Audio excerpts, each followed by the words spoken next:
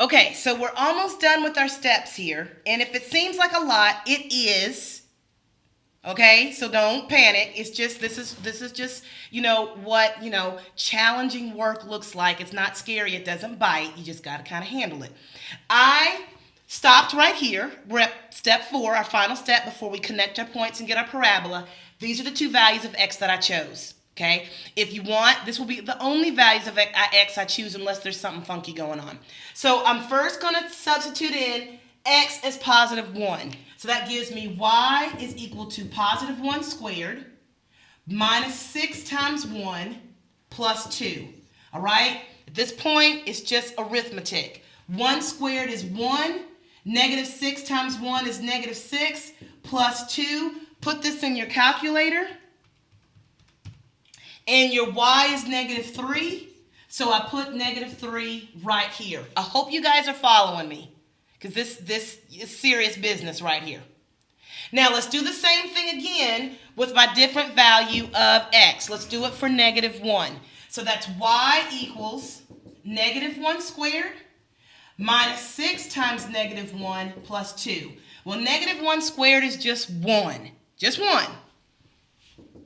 Negative 6 times negative 1 is positive 6 plus 2. Now, I can do this in my head. 1 plus 6 plus 2 is 9. So I put that in for my value of y, and now I have 2 more points. So you've got your y-intercept here, your vertex here, and then we're going to add these 2 points. So that's 1 and negative 3 here, and then, oh, wow, I don't have anything on my other side of my axis of symmetry, but I'm going to let that slide because we know it's going to have to go back up. I'm going to let y'all slide. I should have picked another value of x over here, but I didn't. Well, so we're just going to connect it on the other side, okay? Negative 1 and positive 9. 1, 2, 3, 4, 5, 6, 7, 8, 9 up here. So now that I've got my points, I'm going to bring it on down, down, down, down, down. Hit my vertex, and the vertex is where the direction changes, and I'm going to bring it up, up, up, up, up. That's my parabola for the most part. Okay? Now, again, what I should have done was probably put an x value on the other side of the axis of symmetry. If you think to do that, great. I'll be very impressed. If not, I guess I'll be okay if you use a positive and a negative, because that's what I told you to do. But if you really want to see where the curve goes on the other side, you would have picked like a 4 or a 5 or something like that. Okay? Now, we're going to do this again. We're going to follow the steps again. We're going to go through the same steps and do this again. Okay? Just different numbers. So, the next example, I'm going to give it to you. Just let the video keep rolling here. I'm going to erase my steps because you should have it written down. You got it right there on your paper.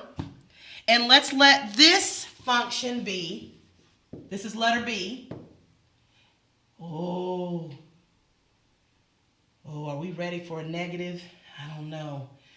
I don't think you're ready for a negative. Y'all can't handle the stress of thinking hard, so we'll just leave it. Okay, y'all aren't ready to think really hard. I just need you to think.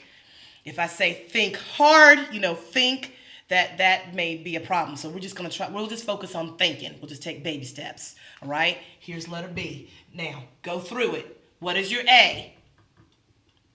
Okay, I hope you said it or thought it. What is your B? What is your C? Got it? Right? Okay? First step. What's the first step say? Right above your graph up there, what's the first step say? It says find your y-intercept. Which one of those numbers is your y-intercept? Do you see it? Hope you do. So, here's an invisible 1. My A is 1. My B is negative 4. Ding, ding, ding, ding, ding. There's your C. That's your y-intercept. So that's the first point that we're going to graph. 1, 2, 3, 4, 5. Boom. First point done. All right? Second step. I want you to start it. Most of you will. Many of you won't. Go ahead and start the second step. I'm going to finish